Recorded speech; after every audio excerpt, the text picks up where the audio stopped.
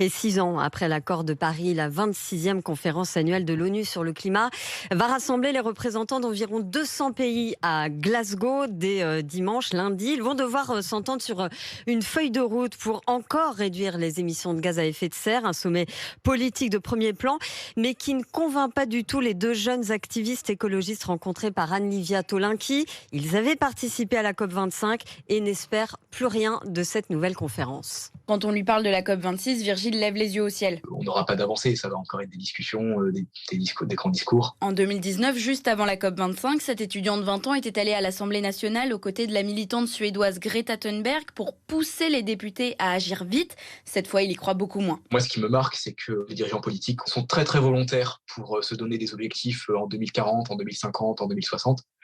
Dès qu'il s'agit de se donner des objectifs pour le mandat dans lequel ils sont, il n'y a plus personne. Pourtant, c'est maintenant qu'il faut prendre des mesures, insiste Ivy, 21 ans. Elle aussi a essayé d'alerter les députés il y a 2 ans. Aujourd'hui, leur inaction l'inquiète. On nous parle toujours de 2050, on nous parle toujours de plus tard, plus tard, plus tard. Mais moi, je suis née en 2000, 2050, j'aurai 50 ans, donc ça se trouve, j'aurai des enfants, ça se trouve... on peut pas toujours repousser à plus tard sur... Ah bah non, du coup, ce sera pas ma génération, ce sera la génération d'après. Les deux jeunes n'attendent donc rien de concret de cette 26e COP. Leur seul espoir, qu'elle remette la question écologique au centre de la campagne présidentielle.